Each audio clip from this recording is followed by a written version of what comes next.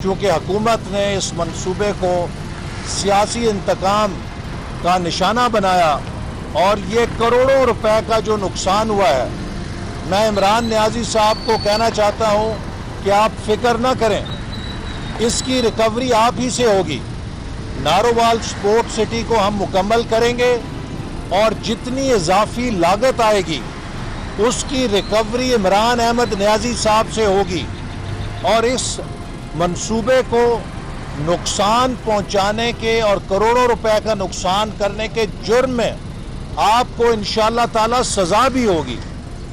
बाकी अभी बजट जो पास हुआ है, इसमें हुकूमत ने अपनी खिफत मिटाने के लिए मुख्तलिफ किस्म के डिसइंफॉर्मेशन शुरू कर रखी है। सबसे पहली बात मैं ये बताना चाहता हूँ कि पाकिस्तान की तारीख में पहली दफ़ा किसी हुकूमत को बजट में इतने यू टर्न लेने पे मजबूर होना पड़ा है। 350 अरब का टैक्स जो हुकूमत अवाम पे मुख्तलिफ ड्यूटियों के ज़रिए नाफिज करने जा रही थी, अपोजिशन की भरपूर मुखालफत और उन खामियों को उजागर करने की वजह से हुकूमत मजबूर हुई कि वो ड्यूटियां वापस ले और 350 अरब का रिलीफ पाकिस्तान के अवाम और पाकिस्तान के बिजनेस को अपोजिशन की मुज़ामत की वजह से मिला। जहां तक बजट के मंजूर होने का सवाल है, चूंकि फ्लोर क्रॉसिंग की आईनी शिक हर मेंबर को पाबंद करती है कि वो अपनी पार्टी को वोट दे, तो कौमी असेंबली में हुक्मरान इत्तेहाद की 178 नशस्तें हैं, अपोजिशन की 163 नशस्तें हैं। अपोजिशन के 100% अरकान भी वोट दें तो वो बजट को डिफीट नहीं कर सकते, चूँकि फ्लोर क्रॉसिंग के लॉ की वजह से कोई ट्रेजरी बेंचेस या हुकूमती इत्तेहाद का नुमाइंदा अपोजिशन के साथ वोट नहीं कर सकता। लिहाजा ज़रूरी है कि इस फ़र्क को समझा जाए कि बजट के पास होने का दारोमदार हुकूमत के अक्सरियती नंबरों पर होता है, जिनको फ्लोर क्रॉसिंग के आइन की शिक की तहफ़्फ़ुज़ हासिल है। अलबत्ता अपोजिशन का ये काम होता है कि वो हुकूमत की बजट की खामियों को उजागर करे और हुकूमत पे दबाव डाले कि वो अवाम दुश्मन मेजर्स को वापस लें और अपोजिशन के और PMLN की भरपूर तकारीर और उन बजट के नकाइस को उजागर करने के बदौलत ये कामयाबी हासिल हुई है कि 350 अरब के टैक्स इक़दामात जिनका बोझ अवाम पे पड़ना था उन्हें वापस लिया गया है। लेकिन इसके साथ साथ हमने ये भी असेंबली में बताया था कि हुकूमत ने ये बजट असल बजट नहीं पेश किया। असल बजट वो है जो IMF के साथ इन्होंने शराइत तय की हुई हैं और इसके नतीजे में बजट पास होने के बाद पेट्रोल और तेल की कीमतों में इजाफे के झटके आएंगे, बिजली की कीमत में इजाफा होगा, गैस की कीमत में इजाफा होगा। और आपने देखा कि बजट पेश होने के चंद दिन के बाद 2.25 रुपए लीटर का हुकूमत ने एक झटका लगाया और अब 6 रुपए लीटर मज़ीद इजाफे की समरी भेज दी गई है।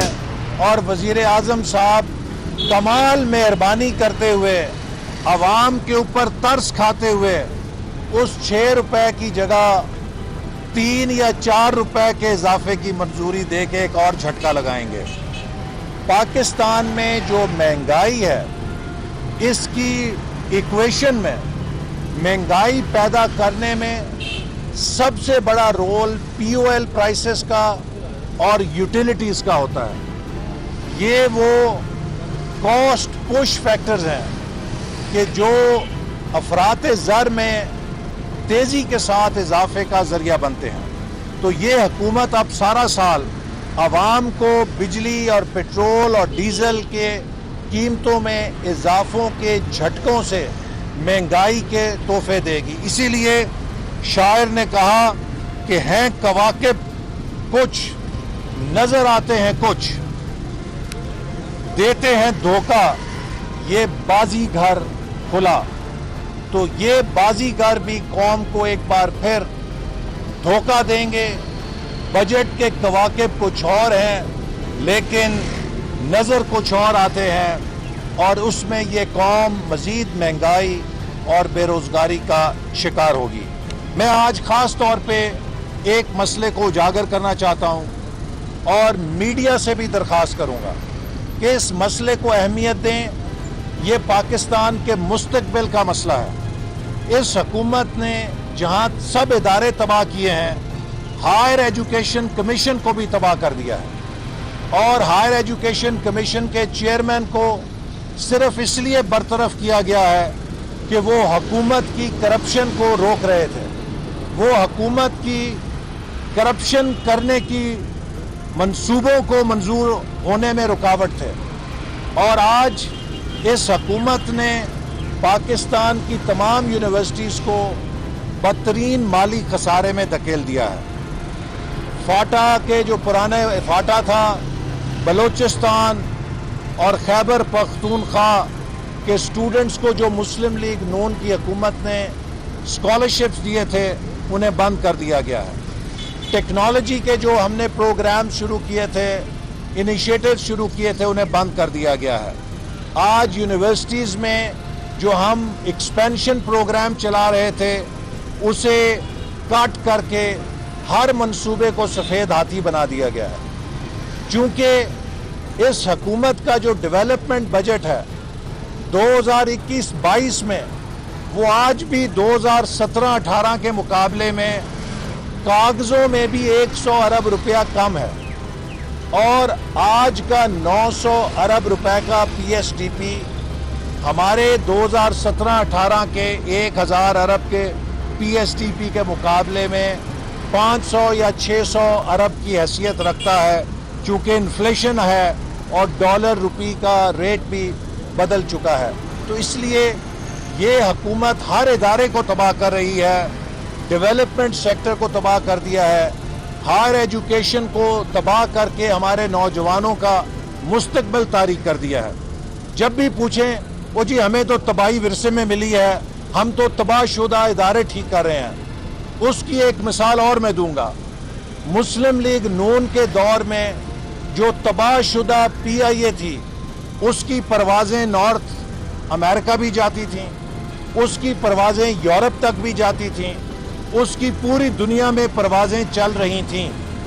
جو تباہ شدہ پی آئی اے تھی ہمارے دور کی، وہ پورے دنیا میں پرواز کرنے کے اجازت رکھتی تھی، اور پی ٹی آئی کے دور کی جو اصلاح شدہ پی آئی اے ہے، وہ سوائے مڈل ایسٹ کے یورپ بھی بند ہے، نارتھ امریکہ بھی بند ہے، اور اس کے جہاز اور اس کے پائلٹ اب صرف یہ کام کر رہے ہیں کہ ویکسین کی ڈوزیں چین سے لے کر آ رہے ہیں۔ پی آئی اے کے جہاز اب کارگو کا جہاز بن کے چل رہے ہیں، وہ پیسنجر روٹس کو نہیں فلائی کر سکتے چونکہ ان پہ پابندیاں لگی ہوئی ہیں۔ ہمارے پائلٹس جو ہیں وہ گراؤنڈ ہو گئے ہیں۔ دنیا کی ایئر لائن ہمارے پائلٹس کو ان کے لائسنسز کو تسلیم نہیں کر رہی، چونکہ پی ٹی آئی کی حکومت نے ایویشن سیکٹر میں بہت شاندار اصلاحات کی ہیں۔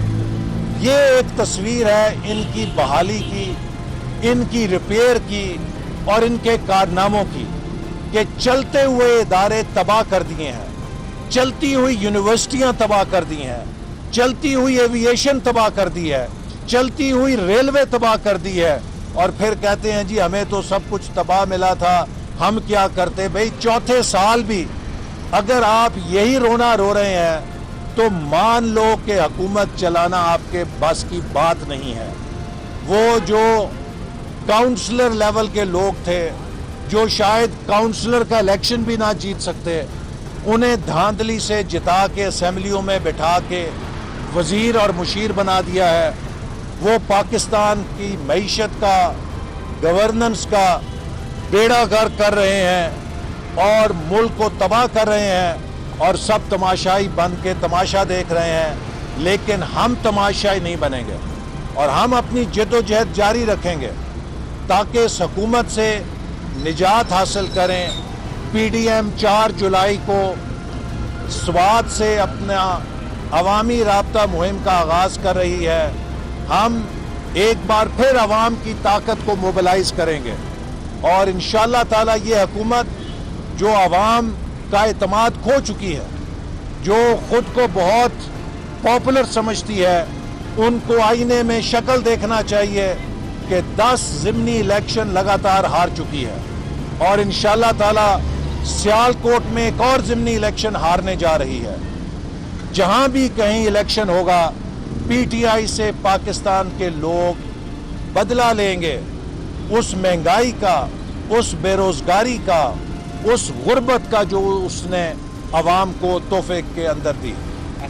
صاحب یہ بتا دیجیے گا کہ آپ نے بجٹ کی بات کی، کل شہباز شریف بھی نئی پیش ہے، بلاول بھٹو نے بھی کہا کہ میں اس بات کا شکوہ کروں گا آپ کے 84 اراکین ہیں جو آہستہ آہستہ انسٹالمنٹ میں کم ہوتی ہوتی 14 رہ گئے. جب آرٹیکل وائز بجٹ پیش ہو رہا تھا سر، ابھی آپ کہہ رہے ہیں انہوں نے نمبر گیم، ان کی بھی کم تھی سر، اپوزیشن کی تو نہ ہونے کی برابر نہیں. دیکھیے آپ نے سر اپوزیشن بھی نہیں کی، کل بجٹ سیشن کو سیریسلی اگر میں بلاول بھٹو صاحب کے سٹیٹمنٹ کو نہایت ہی بچگانہ تصور کرتا ہوں، حالانکہ انہیں معلوم تھا کہ شہباز شریف صاحب کے کزن اور بردر ان لا جناب طارق شفیع صاحب کا انتقال ہوا ہے اور اس کی وجہ سے انہیں اسلام آباد راستے سے مڑ کے واپس لاہور جانا پڑا. تو کسی کی تعزیت میں اگر وہ شریک نہیں ہو سکتے تو اسے اپنی سیاست کی بیان بازی کا نشانہ نہیں بنانا چاہیے. یہ نہایت ہی بچگانہ بات ہے، غیر سنجیدہ بات ہے، اور میں سمجھتا ہوں کہ یہ ان کی عمر کے لحاظ سے تو میں سمجھتا ہوں وہ یہ بات کر سکتے ہیں، لیکن جو ان کا منصب ہے کہ وہ ایک بڑی قومی جماعت کے چیئرمین ہیں، انہیں اپنے بیانات میں کچھ تحمل، فراست اور بردباری کی جھلک دکھانی چاہیے. اپوزیشن اور مسلم لیگ نون کے اراکین نے بجٹ کے اندر بھرپور حصہ لیا. اس کے گواہ قومی اسمبلی کی کارروائی ہے جس میں ہمارے اراکین نے اس حکومت کے بجٹ کا پوسٹ مارٹم کیا اور حکومت کو 350 ارب کے ٹیکسوں کو واپس لینے پہ مجبور کیا. یہی اپوزیشن کا کردار ہوتا ہے. اپوزیشن کے پاس اگر عددی اکثریت نہیں ہے تو وہ بجٹ کو ڈیفیٹ نہیں کر سکتے، لیکن وہ اپوزیشن کے ذریعے، اپنی تقاریر کے ذریعے، اپنے کردار کے ذریعے حکومت کے عوام دشمن اقدامات کو ایکسپوز کر سکتے ہیں اور دباؤ پیدا کر سکتے ہیں کہ حکومت واپس لے، اور اس میں ہم کامیاب ہوئے. اقبال صاحب یہ بتا دیں کہ بجٹ منظور ہوا، ایسا تاثر دیا جا رہا ہے کہ نون لیگ فرینڈلی اوپریشن بننے جا رہی ہے. بجٹ بنایا کس نے؟ آپ کہتے ہیں میڈیا آواز اٹھائے، وزیر اعظم سے سخت سوالات کو سینسر کر دیا جاتا ہے، تو کیا کہ ایسا نہیں ہے کہ نون لیگ فرینڈلی اوپریشن بننے جا رہی ہے؟ نون لیگ کے اوپر جو لوگ کسی قسم کے فرینڈلی ہونے کا الزام دیتے ہیں وہ اپنا گریبان دیکھیں. پچھلے 3 سالوں میں مسلم لیگ نون کی قیادت نے اس حکومت کے جبر اور انتقام کا جو سامنا کیا ہے، کوئی اور جماعت اس کا 10واں حصہ بھی ریکارڈ پیش نہیں کر سکتی. اور یہ آج بھی مسلم لیگ نون کے اراکین اسمبلی کہیں اینٹی کرپشن، کہیں ایف آئی اے، کہیں نیب کی چیرہ دستیوں کا سامنا کر رہے ہیں. کیوں کر رہے ہیں؟ کہ حکومت کو مسلم لیگ نون سے تکلیف ہے. اگر ہم سے تکلیف نہ ہو تو ہمارے سے وہ کبھی بھی اس طرح کی سختیاں کرنے میں کوئی کام نہ کریں. تو یہ ہماری کردار کی کامیابی ہے کہ ہم حکومت کو چبھتے ہیں، ان کی آنکھوں کو بھی چبھتے ہیں ان کے دماغ کو بھی چبھتے ہیں, ان کے دل کو بھی چبھتے ہیں. احسن اقبال صاحب, مسلم لیگ نون نے اپنے دور حکومت میں 10,000 سے زائد میگا واٹ بجلی نیشنل گرڈ میں شامل کی تھی. آج ہم دیکھ رہے ہیں کہ لوڈ شیڈنگ دوبارہ سے شروع ہو گئی ہے, ان لوگوں کو کافی مسائل کا سامنا ہے. کہاں گئی وہ 10,000 میگا واٹ؟ دیکھیے, یہ آج پاکستان کی نالائق ترین حکومت ہے, اور اس کی نالائقی کا آپ اندازہ دو چیزوں سے لگائیں. سردیوں میں گیس کی لوڈ شیڈنگ ہوتی تھی, گرمیوں میں کبھی گیس کی لوڈ شیڈنگ نہیں دیکھی. یہ 3 سال ہو گئے ہیں, ابھی تک انرجی مینجمنٹ کی ABC نہیں کرنا سیکھا. پاکستان میں بمپر گندم کی پیداوار کا دعویٰ ہے, لیکن ساتھ ہی لاکھوں millions of ton wheat import بھی کی جا رہی ہے. ایک طرف بمپر کراپ ہے اور دوسری طرف مہنگا ترین آٹا لوگوں کو مل رہا ہے. تو یہ حکومت جو ہے, یہ اپنی کیپیسٹی کے لحاظ سے, اپنی صلاحیت کے لحاظ سے, اپنے عقل کے لحاظ سے, اپنی ٹیم کے لحاظ سے پاکستان کی نالائق ترین, نااہل ترین اور ناکام ترین حکومت ہے. اور اس کی سزا 22 کروڑ لوگوں کو مل رہی ہے کہ گیس جیسا بحران پیدا ہونا, اگر آپ یہاں پر ہائی اسکول کے بچوں کو بھی حکومت پکڑا دیں تو وہ بھی اس حکومت سے بہتر انتظام چلا کے دکھا دیں گے. آپ نے بیسک ڈیمانڈ اور سپلائی مینج کرنی ہے کہ کس وقت مینٹیننس شٹ ڈاؤن ہے, کس وقت ہائیڈل کیا ہوگی, اس کے متبادل ذرائع کیا ہوں گے, ڈیمانڈ کیا ہوگی, اس کو کیسے ہم نے بیلنس کرنا ہے. یہ وہ بنیادی ڈیمانڈ سپلائی ہے جسے کرنے کے یہ حکومت قابل نہیں ہے. یہ صرف گالیاں دے سکتے ہیں, یہ پگڑیاں اچھال سکتے ہیں, یہ پاکستان کا امیج برباد کر سکتے ہیں. اور آپ نے دیکھا کہ معیشت کا بھی بیڑا غرق, کشمیر بھی ہمارے ہاتھ سے نکل گیا ہے, اور پتہ نہیں اور کس کس چیز کا یہ سودا کریں گے. اب تو ایٹمی پروگرام کے بھی وزیر اعظم پیچھے پڑ گئے ہیں. PDM کا جو 4 جولائی سے آپ ایک مہم شروع کرنے جا رہے ہیں سبا سے, اس میں کیا پیپلز پارٹی کو دعوت دی جائے گی یا پیپلز پارٹی شامل ہوگی؟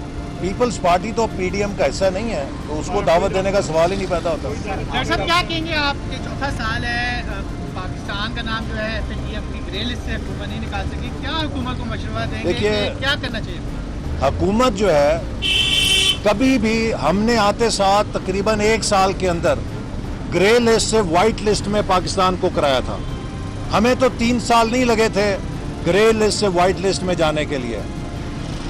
پاکستان کے گرے لسٹ میں رہنے کی بڑی وجہ یہ ہے کہ ہمارا وزیر اعظم دنیا کے سامنے جا کر پاکستان کا تعارف ہی منی لانڈرنگ کے حوالے سے کراتا ہے.